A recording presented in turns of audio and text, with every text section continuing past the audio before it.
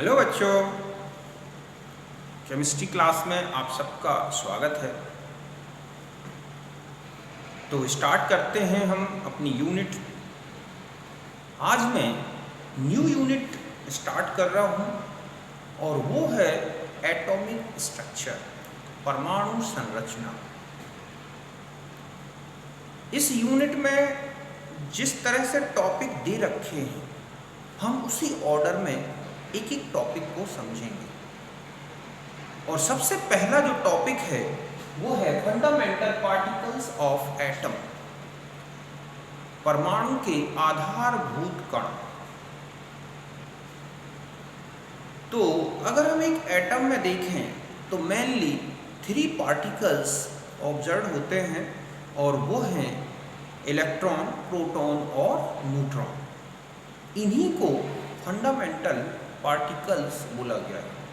समझ गए ना? सीधा सा है कि particles which are composed atom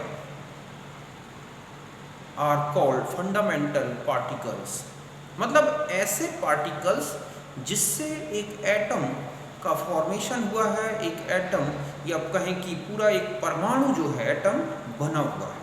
समझ गए ना? ऐसे कण जिससे परमाणु बना है मेनली वो कहलाते हैं फंडामेंटल पार्टिकल्स। ये 3 हैं। कौन कौन से हैं ये? इलेक्ट्रॉन, प्रोटॉन और न्यूट्रॉन। इन्हीं की डिटेल हम लेंगे एक एक करके, तीनों को अलग अलग एक्सप्लेन करेंगे, तीनों की प्रॉपर्टीज देखेंगे। तो इस तरह से particles which are composed atom, परमाणु को निर्मित करने वाले कण, ये हैं इलेक्ट्रॉन, प्रोटॉन और न्यूट्रॉन।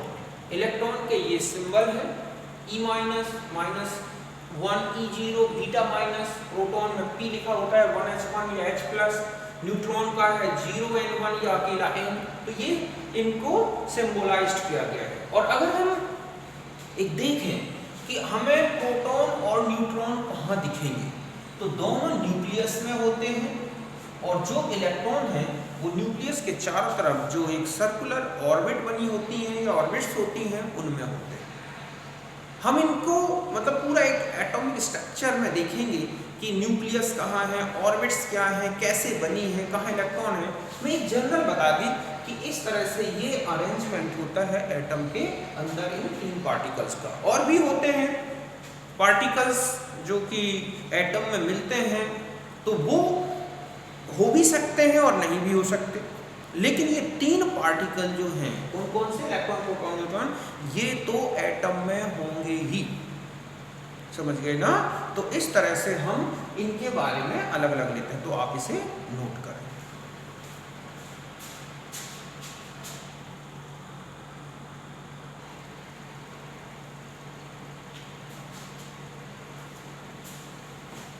अब हम आ जाते हैं इलेक्ट्रॉन के बारे में। हम इसके बेसिक पॉइंट्स कुछ देखते हैं जो कि आपको इस यूनिट में ज़रूरत पड़ेगी, कहीं ना कहीं इनका यूज़ होता रहेगा। तो सबसे पहले हम इलेक्ट्रॉन के बारे में देखें। इलेक्ट्रॉन का मैंने अभी आपको सिंबल बताया था E-1 E0 बीटा माइनस। ठीक है? Discovered by J.J. Thomson 1897 in cathode ray experiments.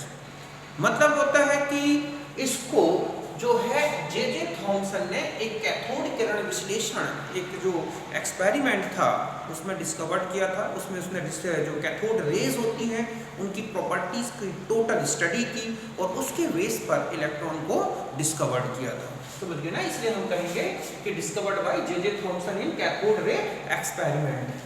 दूसरा है कि थॉमसन वर कॉल्ड नेगेट्रॉन्स। मतलब थॉमसन ने इसे नेगेट्रॉन्स बोला था, नेगेटिव चार्ज के कारण। बाद में स्टोनी ने इसका नाम इलेक्ट्रॉन दिया था।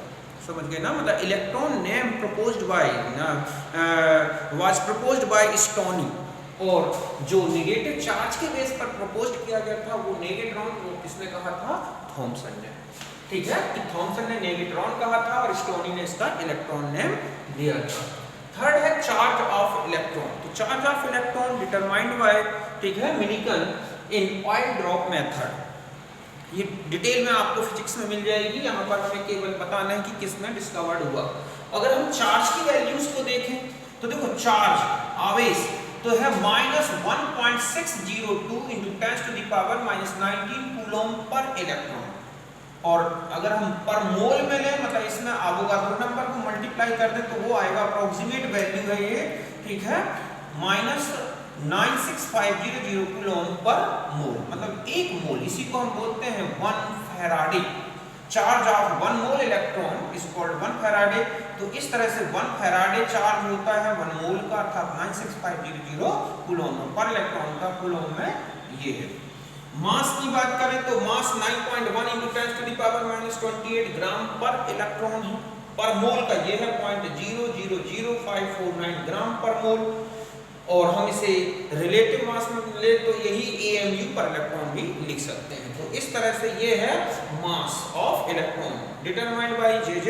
थॉमसन, ठीक है। इसको J.J. थॉमसन ने प्रपोज किया, डिटरमाइन किया था, और इसे मिलीकर ने डिटरमाइन किया है।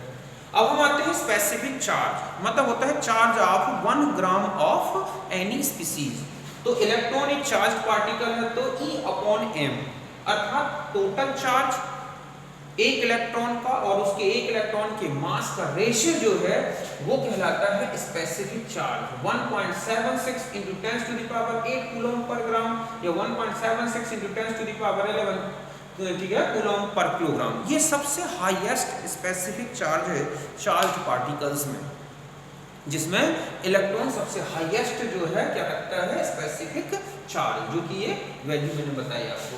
एक और होता है कि मास इन मूविंग स्टेट, जब इलेक्ट्रॉन की स्पीड काफी हाई हो तो उस समय जो इलेक्ट्रॉन का मास है उसमें वेरिएशन आता है, और उसका फॉर्मूला है रेस्ट मास, अर्थात जो उसका 9.1 × 10⁻28 ग्राम, जब उसकी वेलोसिटी काफी कम हो तो उसको बोलते हैं ग्राम द्रव्यमान। अपॉन में है √1 - v/c का स्क्वायर, जहां v क्या है, वेलोसिटी ऑफ इलेक्ट्रॉन, और c क्या है, वेलोसिटी ऑफ लाइट। इसका मतलब है कि अगर वेलोसिटी ऑफ इलेक्ट्रॉन जो है लाइट वेलोसिटी के बराबर हो जाए तो इलेक्ट्रॉन का मास इन्फिनिट हो जाएगा, लेकिन ऐसा पॉसिबल नहीं, इलेक्ट्रॉन इतना वेलोसिटी शो नहीं करता।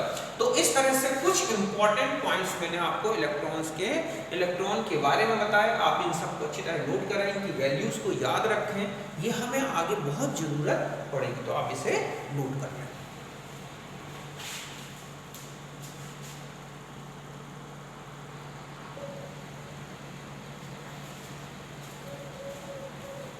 अब हम आते हैं प्रोटॉन के बारे में, ठीक है। हम इसके कुछ इंपॉर्टेंट पॉइंट्स देखते हैं। प्रोटॉन सिंबल होता है P या 1H1 या H+, ठीक है। अब आता है कि इसके पॉइंट देखो, पहला है कि डिस्कवर्ड बाय गोल्डस्टीन इन एनोड रे एक्सपेरिमेंट। हम देखेंगे एनोड रे एक्सपेरिमेंट क्या है, ठीक है, उसमें तो इसका मतलब है गोल्डस्टीन ने एनोड किरण विश्लेषण में खोजा था। दूसरा है कि जो proton is positively charged particle of atom and located at the centre, ये कहें कि न्यूक्लियस ऑफ एटम, मतलब ये परमाणु का धनावेशित कण है, पॉजिटिवली चार्ज्ड पार्टिकल है एटम का, और ये कहाँ मिलता है, न्यूक्लियस में, नाभिक में पाया जाता है। ये लिखा हुआ है कि positively charged particle of atom and located at the nucleus. फिर आता है कि चार्ज, तो इट्स चार्ज, जो its charge magnitude equals to, ठीक है, charge of electron but opposite in sign, मतलब इसका जो आवेश की वैल्यू है, परिमाण है, वो इलेक्ट्रॉन के आवेश के बिल्कुल बराबर है, किंतु साइन उल्टा है। इलेक्ट्रॉन का जो चार्ज है वो नेगेटिव चार्ज है, तो प्रोटॉन का चार्ज क्या है, पॉजिटिव चार्ज। एटम में इलेक्ट्रॉन और प्रोटॉन बिल्कुल इक्वल इन नंबर में होते हैं और इनके चार्ज मैग्नीट्यूड बराबर हैं, लेकिन अपोजिट, इसीलिए क्या होता है, एटम इलेक्ट्रिकली न्यूट्रल होता है। तो इस तरह से, और जो एक प्रोटॉन का चार्ज होगा, जो इलेक्ट्रॉन का चार्ज है बिल्कुल उतना ही, बस ये प्लस साइन में हो जाएगा, 1.6029, ठीक है, × 10⁻−19 कूलम पर प्रोटॉन, या फिर 96500 कूलम पर मोल। अब हम आते हैं मास। मास तो बहुत ज्यादा है इलेक्ट्रॉन के रिस्पेक्ट में, अभी देखेंगे क्या रेशियो है। तो इसकी वैल्यू जो मास की है 1.673 × 10⁻24 ग्राम पर प्रोटॉन, पर मोल में है 1.0072 ग्राम पर मोल, मतलब इसमें एवोगाड्रो नंबर से मल्टीप्लाई कर दोगे तो ये ग्राम पर मोल में चेंज हो जाएगा। ये इसका रिलेटिव मास है जो कि 1.0072 AMU पर प्रोटॉन में है। स्पेसिफिक चार्ज वही है E/m, अर्थात, ठीक है, कि एक प्रोटॉन का चार्ज कितना है और उसका मास कितना है, इनका रेशियो लें तो ये आता है 9.54 × 10⁻⁴, ठीक है, 4 कूलम पर ग्राम। और अगर हम इनका मास रेशियो लें किसका, इलेक्ट्रॉन और प्रोटॉन, मतलब प्रोटॉन, ठीक है, और इलेक्ट्रॉन के मास का रेशियो लिया जाए, द्रव्यमान का अनुपात लिया जाए, तो ये हो जाएगा प्रोटॉन का, ठीक है, द्रव्यमान मास, और ये है इलेक्ट्रॉन का मास, दोनों का रेशियो आता है 1837। मींस होता है कि mass of one proton is 1837 times, ठीक है, heavier then mass of electron. तो इस तरह से ये है कुछ इंपॉर्टेंट पॉइंट्स किसके बारे में, प्रोटॉन के बारे में। डिस्कवर्ड किसने किया, क्या चार्ज होता है, क्या मास है, क्या स्पेसिफिक चार्ज है और क्या रेशियो है। तो इसको आप नोट कर लें अच्छी तरह से और आप इसको याद करें, ठीक है।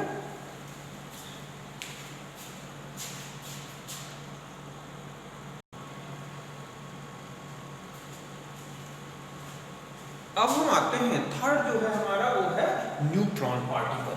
तो न्यूट्रॉन 0n1 या n इसका सिंबल है।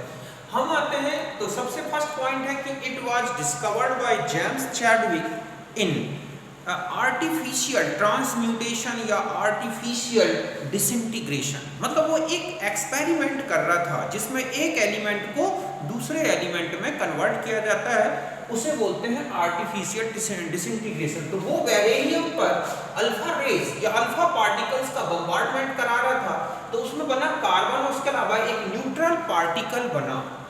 उस न्यूट्रल पार्टिकल का नाम उसने रख दिया न्यूट्रॉन। तो इस तरह से, और यही इसके न्यूट्रल नेचर, मतलब late discovery of neutron is due to its neutral nature. इसके न्यूट्रल नेचर के कारण ही इसकी डिस्कवरी काफी लंबे समय बाद हुई, 1932 में। समझ गए ना, किसी से ये कैप्चर इजीली नहीं होता। फिर आता है चार्ज। तो ये एक न्यूट्रल पार्टिकल है, इसलिए इसका चार्ज और स्पेसिफिक चार्ज दोनों क्या है, 0 है। समझ गए ना, कोई चार्ज नहीं है। मास देखें तो मास है 1.675 × 10⁻⁻24 ग्राम पर न्यूट्रॉन, जो कि प्रोटॉन के मास से थोड़ा सा ज्यादा है, या 1.008 ग्राम पर मोल, या ये रिलेटिव मास देखें तो 1.008 AMU पर न्यूट्रॉन। ये एटम का सबसे ज्यादा अनस्टेबल और सबसे ज्यादा हैवीएस्ट पार्टिकल है। मतलब ये परमाणु का सबसे ज्यादा अस्थायी और सबसे भारी कण है। और जब ये ब्रेक होता है तो बनता है proton plus beta plus neutrino या एंटी न्यूट्रिनो, इस तरह के 3 पार्टिकल्स। तो इस तरह से हम कहें न्यूट्रॉन की प्रोटॉन और इलेक्ट्रॉन से मिलकर बना है, इसलिए वो न्यूट्रल है। जब ब्रेक होता है तो इस तरह से ब्रेक हो जाता है। और अब आता है कि ये इसका वर्क क्या है, मतलब न्यूक्लियस में ये क्यों मिलता है, जबकि इलेक्ट्रॉन और प्रोटॉन तो एक दूसरे के चार्ज को न्यूट्रल करने के लिए पर्याप्त हैं। तो इसका रीजन दिया गया कि it decreases repulsion between protons, मतलब पॉजिटिव चार्ज, ये प्रोटॉनों के बीच का जो रिपल्सन है, न्यूक्लियस के अंदर जो होते हैं प्रोटॉन्स, उनके बीच का जो रिपल्सन है उसको कम करता है। तो इस तरह से मैंने आपको न्यूट्रॉन के बारे में सारे पॉइंट्स बता दिए, आप इन्हें नोट कर लें, ठीक है।